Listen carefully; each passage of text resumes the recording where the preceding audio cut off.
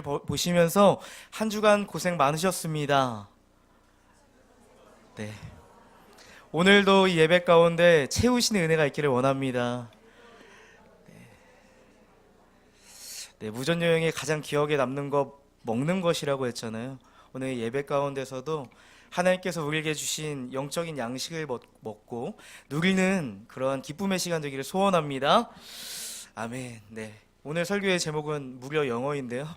네, 패러다임 시프트라는 제목을 가지고 오늘 말씀을 전하도록 하겠습니다. 누가 큰 사람인가 하는 이 질문은 시대를 막론하고 모든 사람에게 가장 큰 이슈입니다. 어떻게 하면 세상에서 가장 큰 사람이 될 수 있을까? 세상 사람들이 인정할 만한 사람이 될 수 있을까? 돈을 많이 가지게 되면 그 사람이 큰 사람인가? 권력과 힘을 가지게 되면 그 사람이 큰 사람인가? 자신을 따르고 추종하는 세력이 커지고 많아지면 그 사람을 큰 사람이라고 부를 것인가? 또한 세상을 읽어내는 통찰력이 있어서 그에게 지혜가 있고 지식을 가지고 있으면 그 사람을 큰 사람이라고 여길 것인가? 이러한 고민은 이 세상을 살아가는 모든 사람들이 평생 끊임없이 하는 고민입니다. 부모 세대인 여러분들도 여전히 지금도 고민하는 문제고, 또 이 자리에 많이 계신 청년 세대들도 지금 이 순간 아주 치열하게 고민하며 인생을 살아내고 있으시죠. 제자들이 예수님께 묻습니다. 천국에서는 누가 큰 사람이냐고 제자들이 예수님께 질문하는 것입니다. 예수님의 답변은 뜻 바뀐대요. 갑자기 지나가던 작고 한 어린아이를 불러다가 이런 어린아이와 같은 자가 천국에 들어갈 것이다 라고 말씀하시는 거예요. 제자들은 잠깐 예수님의 그 말을 듣고 어린아이와 같다는 것이 무슨 의미일까?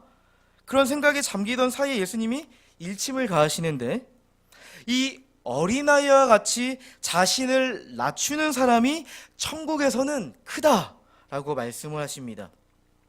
예수님께서는 제자들이 생각하고 있는 이 큰 사람에 대한 인식을 완전히 깨어버리시는 말씀을 하시는 것이죠. 예수님께서는 항상 우문현답을 하십니다. 제자들이 예수님께 하는 주된 질문은 어리석은 질문입니다. 그러니까 예수님의 3년의 공생애 동안에 하신 그 하나님 나라의 가르침의 그 이해를 전혀 하지 못하고 전혀 다른 질문을 하는 것이죠. 그러면 예수님은 그 제자들의 질문 앞에 어리석은 질문에 휘말려 들지 아니하시고 예수님은 아주 현명한 우문현답을 하시는 것입니다. 예수님께서는 제자들이 했던 그 질문을 통해서 제자들 안에 있는 그 중심, 또한 그들의 가치관을 발견하십니다.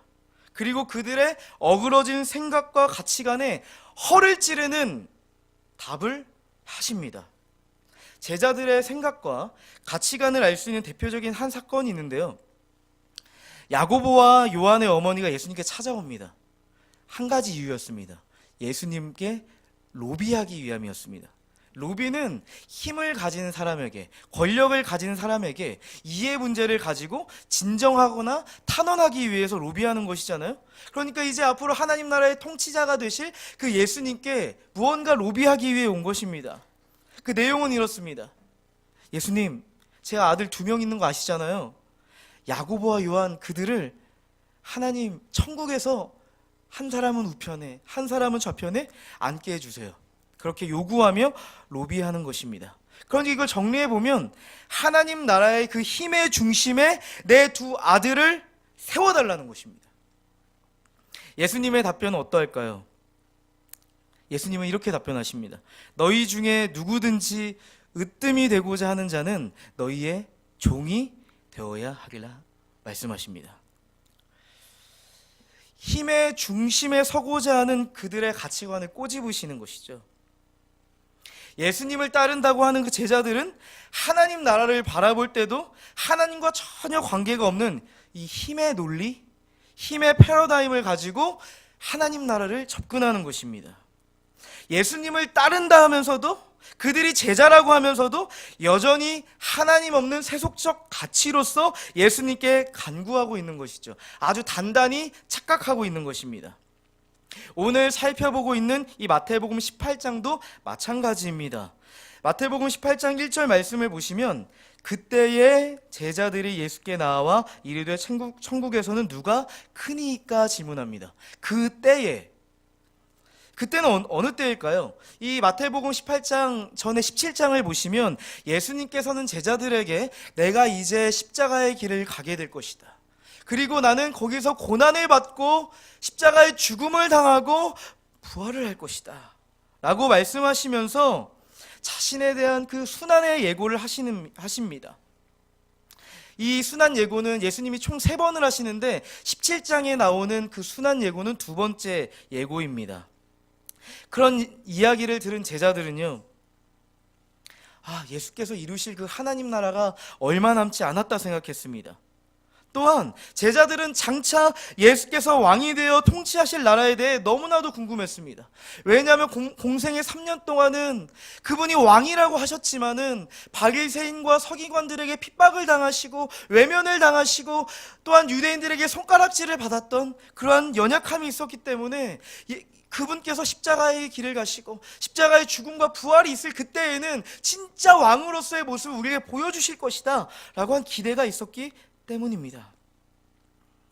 그리고 다가올 죽음에 대해서 예수의 제자들은 이런 생각을 한 겁니다. 예수님이 이제 가시면 우리가 그분의 나라를 통치하고 운영해야 되는데 우리가 어떻게 해야 하지?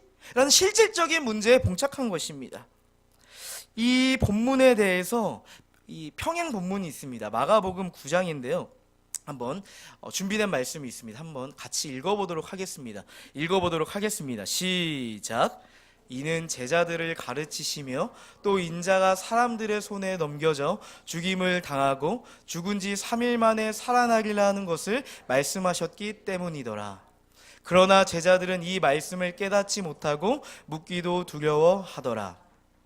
가버나움에 이르러 집에 계실새 제자들에게 물으시되 너희가 길에서 서로 토론한 것이 무엇이냐 하시되 그들이 잠잠하니 이는 길에서 서로 누가 크냐 하고 쟁론하였음이라. 마태복음 18장과 마가복음 9장은 평행 본문입니다. 같은 상황을 마태가 본 관점이 마태복음이고 마가가 본 관점이 마가복음이겠죠. 그러니까 이 말씀을 보면 예수님께서 자신이 이제 곧 죽을 것, 십자가의 길을 갈 것을 예고하시자 제자들 사이에서는 논쟁이 일어나기 시작한 것입니다. 그러니까 예수님이 길에 가시다가 제자들에게 물은 거예요. 너희들은 길에서 어떠한 이야기를 했니? 그랬더니 제자들이 아무 말도 못한 거예요. 한바탕 한 거죠. 싸운 것입니다. 근데 그 싸움이 일어났던 그 주된 내용이 뭐냐면 누가 크냐는 것입니다. 예수님과 함께 했던 3년 동안에 누가 예수님의 제자답게 위대한 업적을 세웠는가에 대해서 서로 12명의 제자들이 싸운 것입니다. 다투었던 것입니다. 현대인의 성경을 보니까 좀 더 와닿는 것 같아요. 34절의 말씀을 현대인의 성경으로 보면 제자들은 누가 가장 위대하냐 하고 서로 다투었기 때문에 아무 대답도 못하였다. 내가 더 위대해. 내가 3년의 공생애 동안에 누구보다 너희들보다 내가 더 공생애 동안에 열심히 예수님을 따르고 예수님께 순종했어 라고 하면 서로 싸우는 것입니다. 제자들은 지금 단단히 오해하고 있습니다. 예수께서 당하실 그 십자가의 고난, 죽음, 부활을 통해 이루실 그 하나님의 나라에 대해서 완전히 오해하고 있는 것입니다. 제자들은 누가 공생의 사역 속에서 위대한 사역을 했는가에 대해서 다투고 있고, 그리고 하나님 나라가 곧 세워질 텐데 거기서 누가 큰 자리를 차지할 것인가, 힘의 중심에 있을 것인가 싸우고 있는 것입니다. 제자들은 하나님 없는 세속적 나라의 가치, 그 힘의 논리, 힘의 패러다임에 속절없이 무너져가고 있습니다. 제자들은 이 세속적 힘의 질서를 갈망하며 예수님께 묻는 것이죠. 예수님 이제 답해 주세요. 하나님 나라에서 진짜 큰 자는 누굽니까? 우리 안에 논란을 예수님께서 종식시켜 주세요 라고 묻는 것입니다. 제자들은 천국에서조차, 하나님 나라에서조차 세속적인 큰 사람이 되기를 원하고 갈망하고 있습니다. 예수님은 이에 대해 답하십니다. 18장 3절 4절 말씀인데요, 함께 읽어보도록 하겠습니다. 18장 3절 4절 말씀입니다. 읽어보겠습니다. 시작. 이르시되 진실로 너희에게 이르노니 너희가 돌이켜 어린 아이들과 같이 되지 아니하면 결단코 천국에 들어가지 못하리라. 그러므로 누구든지 이 어린아이와 같이 자기를 낮추는 사람이 천국에서 큰 자니라. 예수님은 다시 한번 우문현답을 하십니다. 얘들아, 너희가 이 자꾸 어린 아이와 같지 않으면 너희들은 천국에 들어갈 수 없어. 그러므로 누구든지 이 어린아이와 같이 자신을 낮춘 자만이 하나님 나라에서 큰 자라 일컬음을 받게 될 거야. 이렇게 말씀하시는데요, 저는 이 예수님의 이 현명한 답변을 세 가지로 좀 요약하고 정리를 해봤습니다. 첫 번째는요, 너희가 생각하는 힘의 논리, 힘의 패러다임으로는 결코 천국에 들어갈 수 없다는 것입니다. 두 번째는요, 너희가 하나님 나라에 들어가기 위해서는 세상의 힘의 패러다임과 달리 어린 아이와 같아야지 너희가 하나님 나라에 들어갈 것이라는 것입니다. 세 번째는요, 이런 거죠. 진짜 하나님 나라에서 큰 자가 궁금하냐? 하나님 나라에서 큰 자는 너 자신을 낮추는 자야 라고 말씀하시는 것이죠. 이 세상에 살아가는 사람 중에 그 누가 큰 사람이 되고자 하는 갈망이 없겠습니까? 혹시 작은 사람이 되기를 원하시는 분이 있습니까? 모두가 큰 사람이 되기를 원하고 세상에서 인정받고 또한 자신의 삶 속에서 위협을 가지고 살아가기를 원합니다. 예수 그리스도를 따르는 우리도 이 큰 사람이 되고자 하는 이 패러다임에서 자유하지는 못합니다. 이 패러다임이라는 것은 어떤 한 시대의 사람들의 견해고 또한 사고를 지배하고 있는 이론적인 틀입니다. 우리는 힘을 가진 자가 인정을 받는 큰 사람 패러다임에서 살아가고 있습니다.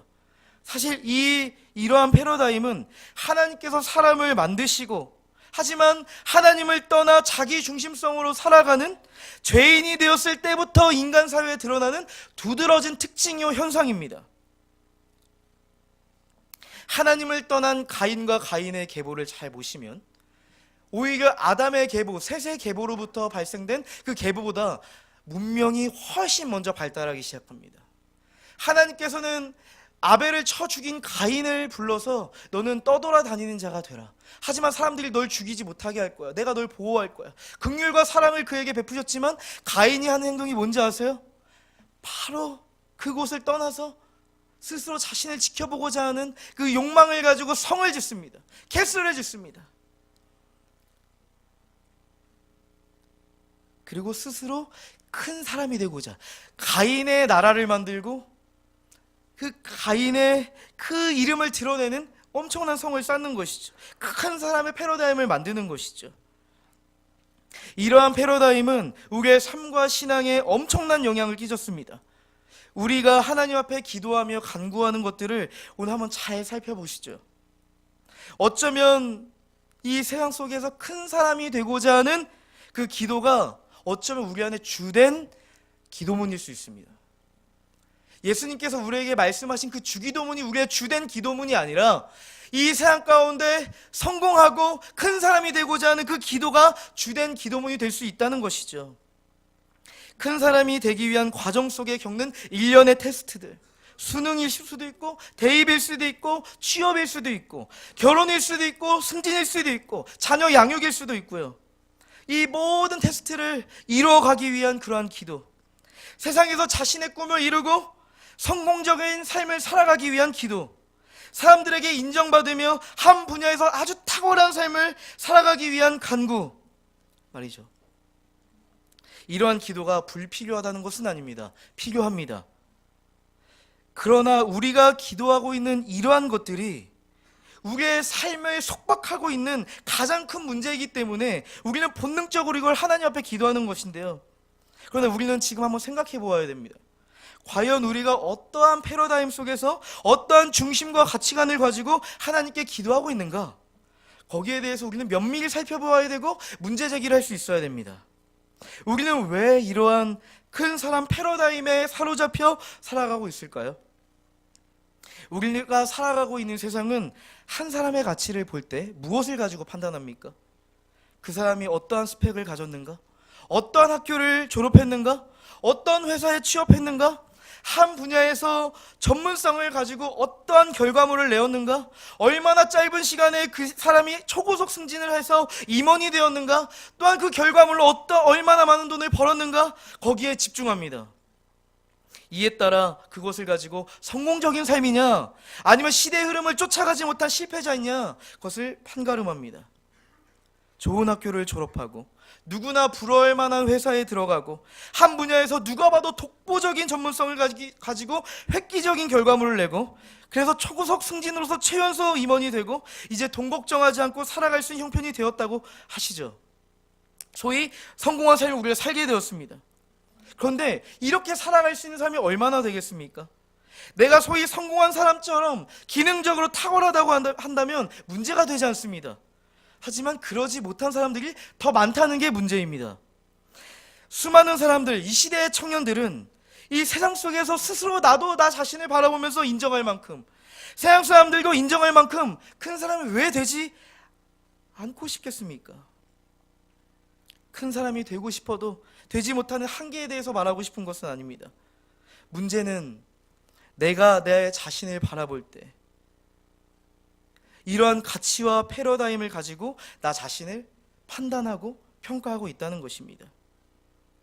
다른 사람이 이러한 세상의 가치 기준을 가지고 우리를 바라볼 때 나는 이런 사람이라고 생각한다는 것이죠. 나 자신의 삶을 스스로 판단할 때도 내가 어떠한 기능을 가졌냐에 따라서 내 스스로의 가치를 판단하고 평가한다는 것이죠. 나 자신조차도 세상이 원하는 가치에 따라서 기능적으로 아주 탁월해지면 좋겠지만은 그러한 자신을 볼 때 너무나도 부끄럽고 자존감이 아주 뚝뚝 떨어지는 것이죠. 우리는 우리의 삶을 살아갈 때 내가 과연 어떠한 존재로 살아갈 것인가 고민하기보다 어떠한 기능을 가지고 살아갈 것인가 고민합니다. 어려서부터 어떠한 존재적 삶을 살아갈 것인가, 어떠한 삶의 목적을 가지고 주 안에서 살아갈 것인가 고민하기보다 어떤 직업을 가지고 기능적으로 어떻게 먹고 살 것인가에 집중합니다. 기능적 삶에 집중하는 것이죠.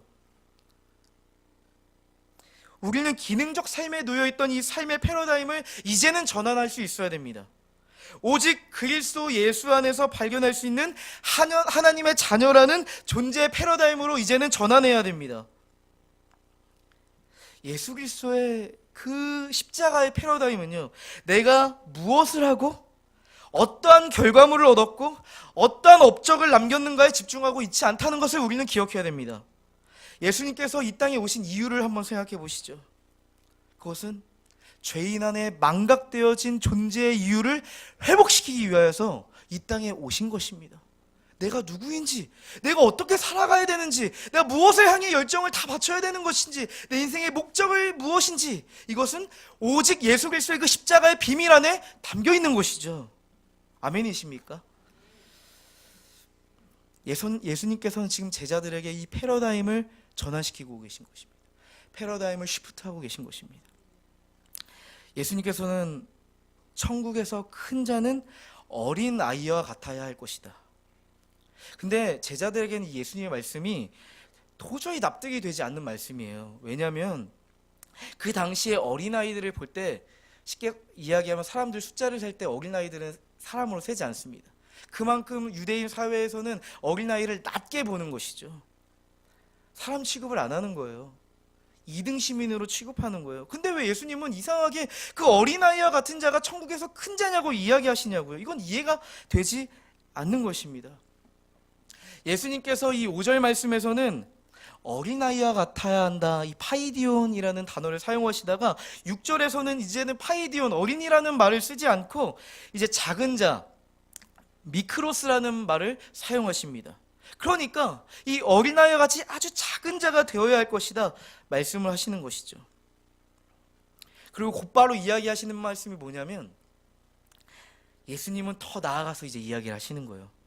이런 어린아이를 영접하는 것이 하나님 나라의 왕이신 나를 영접하는 것과 동일하다 말을 하는 것입니다.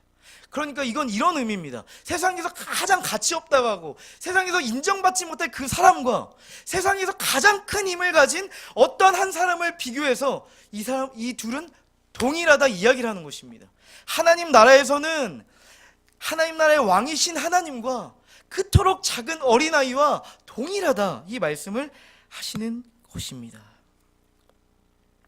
마태복음 아까 18장에 나타났던 그 평행복문 마가복음 9장 35절에 보면 이렇게 예수님 말씀하십니다.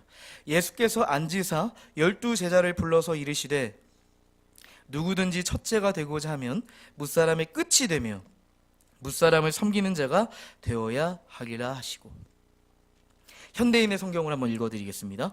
예수님은 앉으신 후 12제자를 불러놓고 누구든지 으뜸이 되고자 하는 사람은 모든 사람의 끝이 되어야 할 것이고 모든 사람의 종이 되어야 할 것이다 라고 말씀하십니다.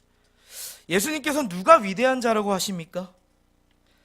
논쟁하는 제자들에게 최고가 되고자 하고 큰 사람이 되고자 하는 자는 오히려 끝사람이 되어야 될 것이고 모든 사람을 섬기는 종이 되어야 될 것이다 말씀하시는 것입니다. 하나님 나라에서 위대한 사람은 그 누구도 알아주지 않는 무명한 삶, 그리고 낮은 자리, 그 누구도 돌보지 않는 사람에게 가는 자라고 말씀을 하시는 거죠. 이것은 세상의 힘의 질서, 힘의 패러다임과는 전혀 다른 하나님 나라의 패러다임입니다. 세상의 패러다임을 한번 생각해 보시죠. 사람들은 어디로 모이냐면 힘 있는 사람 중심으로 모여듭니다. 대세가 되는 사람들 중심으로 모입니다. 그리고 세상의 기준은 누가 결정해요? 힘 있는 사람이 기준이 되는 거죠. 한 명의 힘 있는 리더십이 하위 리더십이나 구성원의 그 의견을 통합해서 리더십의 방향을 쫓도록 하는 것이죠. 근데 예수님이 세우시는 그 기준은 좀 이상해요. 납득하기가 어렵다는 거죠.